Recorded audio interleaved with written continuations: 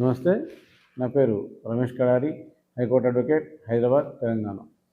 మీరు ప్రాపర్టీ కొనుగోలు చేసినప్పుడు ఒక అగ్రిమెంట్ ఆఫ్ సేల్ చేసుకున్నారు.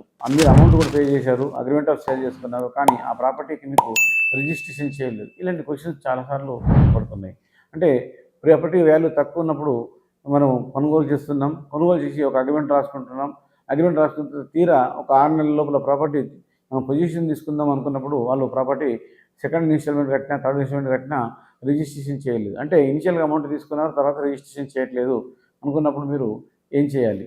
అంటే చాలా మటుకు ఈ ప్రాపర్టీ సేల్స్లలో ఈ విషయం రెగ్యులర్గా జరుగుతుంది. అగ్రిమెంట్ ప్రకారంగా కొనుగోలు చేస్తున్నారు, కానీ తర్వాత ప్రాపర్టీ వాళ్ళు రిజిస్ట్రేషన్ చేయట్లేదు. రిజిస్ట్రేషన్ చేయకపోవడానికి కారణాలు చాలా ఉంటాయి. ఒక్కొక్కసారి ప్రాపర్టీ బాగా వాల్యూ పెరిగిందని చెప్పి రిజిస్ట్రేషన్ చేయకపోవడము, లేదా మా ఫ్యామిలీ మెంబర్స్ ఒప్పుకోవట్లేదు రిజిస్ట్రేషన్ చేయకపోవడము, లేదా ఆ ఫ్యామిలీలో డిస్ప్యూట్స్, అక్క చెల్లెలు కూడా మా బాధ్యత వాటా అడుగుతున్నారు ప్రాపర్టీలో అని రిజిస్ట్రేషన్ చేయకపోవడము, లేదా అతను ఉన్న వ్యక్తి చనిపోయిందని చెప్పి రిజిస్ట్రేషన్ చేయకపోవడము, ఇలాంటి ఎన్నో అవాంతరాలు ఏర్పడతాయి. అంటే మనం ప్రాపర్టీ అమౌంట్ పే చేసినప్పటికీ రిజిస్ట్రేషన్ చేయట్లేదనే అవాంతరాలు ఏర్పడినప్పుడు మనము ఏం చేయాలి అనేది ఒక క్వశ్చన్. అప్పుడు మనం ఎప్పుడైనా ఒక వ్యక్తి ప్రాపర్టీ అమ్ముతున్నాడు, మనం కొనుక్కుంటున్నాము.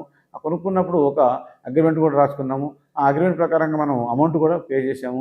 మిగతా అమౌంట్ పే చేయడానికి కూడా మనం సిద్ధంగా ఉన్నాము. కానీ రిజిస్ట్రేషన్ చేయనప్పుడు మనం స్పెసిఫిక్ పర్ఫార్మెన్స్ సూట్ అనేది చేసుకోవాలి. ఈ స్పెసిఫిక్ పర్ఫార్మెన్స్ సూట్ అనేది 1963 సెక్షన్ 10 ప్రకారంగా పనిచేస్తుంది. చెప్తుంది అంటే ఎప్పుడైనా కానీ ఒక బాధ్యతగా అగ్రిమెంట్ రాసినప్పుడు అతను కంపల్సరీ ఆ యొక్క ప్రాపర్టీని అతనికి రిజిస్ట్రేషన్ చేయించుకోవాలి, ఇతను రిజిస్ట్రేషన్ చేయాలి. ఆ రిజిస్ట్రేషన్ కూడా కంపల్సరీ లిమిటేషన్ యాక్ట్ ప్రకారంగా 3 సంవత్సరాల లోపల మాత్రమే రిజిస్ట్రేషన్ చేయాలి. 3 సంవత్సరాల తర్వాత కూడా కొందరు అమౌంట్ ఇచ్చి ఎప్పుడో అమౌంట్ ఇచ్చేసి 10 సంవత్సరాల కింద ఈ యొక్క రిజిస్ట్రేషన్ చేయండి అడుగుతున్నారు. అది లిమిటేషన్ యాక్ట్ కింద అది తప్పుగా అవుతుంది. అంటే కంపల్సరీ 3 సంవత్సరాల లోపల ఎప్పుడైనా అగ్రిమెంట్ చేసుకున్నాం కదా ఆ ప్రాపర్టీ కంపల్సరీ 3 సంవత్సరాల లోపు మాత్రమే రిజిస్ట్రేషన్ చేసుకోవాలి. లేకపోతే ఏ డాక్యుమెంట్ రాసుకున్న ఆ డాక్యుమెంట్ అనేది చెల్లదు అనేది మనకు లిమిటేషన్ యాక్ట్ తెలియజేస్తుంది. సో ఇప్పుడు మనము ప్రాపర్టీని కొనుగోలు చేసినప్పుడు రిజిస్ట్రేషన్ చేయకపోతే ఏం చేయాలి? సో అనేటువంటి మనం స్పెసిఫిక్ పర్ఫార్మెన్స్ సూట్ వేసుకున్నప్పుడు ఆ స్పెసిఫిక్ పర్ఫార్మెన్స్ సూట్లో మనము ఏమేమి డాక్యుమెంట్ పెట్టాలి? ఎప్పుడైనా మనం ప్రాపర్టీ కొనుగోలు చేసినప్పుడు స్పెసిఫిక్ పర్ఫార్మెన్స్ సూట్లో మనం యొక్క అగ్రిమెంట్ ఆఫ్ సేల్ అని రాసుకుందాం చూడండి. ఆ అగ్రిమెంట్ ఆఫ్ సేల్ యొక్క డాక్యుమెంట్ పెట్టాలి. ఆ అగ్రిమెంట్ ఆఫ్ సేల్కు ఉన్నటువంటి సాక్షులు ఎవరినో వాళ్ళ యొక్క నేమ్స్ని మనము మెన్షన్ చేయాలి. ఆ యొక్క డాక్యుమెంట్ను మనం తెలియజేయాలి. దానికి సంబంధించిన హద్దులు ఆ యొక్క డాక్యుమెంట్లో అవన్నీ కూడా తెలియజేయాలి.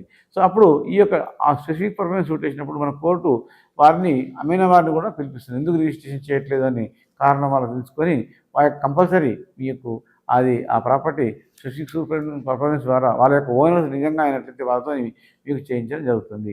ఒకవేళ వాళ్ళు అప్పటికి కూడా చేయనట్లయితే ఇంకా మీరు వాళ్ళపైన క్రిమినల్ యాక్షన్ కూడా తీసుకోవచ్చు. క్రిమినల్ యాక్షన్ అంటే మనం ఎగ్జాంపుల్ అది బ్రీచ్ ఆఫ్ ట్రస్ట్ కింద వస్తుంది.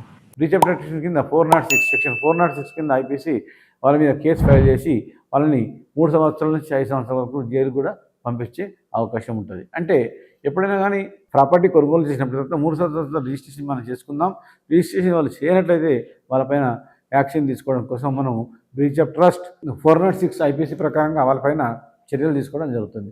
సో ఈ యొక్క బ్రీచ్ ఆఫ్ ట్రస్ట్లో మనం క్రిమినల్ సెక్షన్కి వెళ్ళక ముందే సూట్లో ఏమైనా అడగచ్చు, ఈ యొక్క ప్రాపర్టీ నేను కొనుగోలు చేశాను, సో ప్రాపర్టీని అది నాకు సంబంధించింది అని మీరు కూడా ప్రిపేర్ చేసుకొని అందులో హక్కులు కూడా కోరే అవకాశం ఉంటుంది. దాంతోపాటు పొజిషన్ కోరే అవకాశం ఉంటుంది. దాంతోపాటు మీరు ఆ ప్రాపర్టీని ఇవ్వమని కోరే అవకాశం ఉంటుంది. దీనిలో స్పెసిఫిక్ పర్ఫార్మెన్స్ సూట్లో మీరు occupy the property, as well as rights on the property, ఈ విధంగా మీరు ఈ ప్రాపర్టీని తీసుకోవడం కోసం పొజిషన్ ఆఫ్ ద ప్రాపర్టీ అని మీరు వేసుకొని ఆ యొక్క పొజిషన్ని మీరు తప్పకుండా తీసుకోవచ్చు. సో ఎవరైనా మీకు డాక్యుమెంట్ ప్రకారం రాసుకున్న తర్వాత కూడా రిజిస్ట్రేషన్ చేయకుండా ఆపినట్లయితే మీరు స్పెసిఫిక్ పర్ఫార్మెన్స్ సూట్ ద్వారా ఆ ఆస్తిని హక్కును సాధించుకోవచ్చు, పొజిషన్ సాధించుకోవచ్చు. సో మీరు ఆ ఆస్తిని కూడా కంప్లీట్గా సాధించుకోవచ్చు. ఇంకేమైనా మీకు డౌట్లు ఉన్నట్లయితే ఈ యొక్క రెవెన్యూ డిపార్ట్మెంట్లో కానీ మీ యొక్క సివిల్ కోడ్కి సంబంధించిన డౌట్లు ఉన్నట్లయితే నన్ను మీరు కాంటాక్ట్ నెంబర్ 9848120631 ఆ నెంబర్ సంప్రదించి మీ యొక్క సమస్యలను తెలుసుకోండి. Thank you.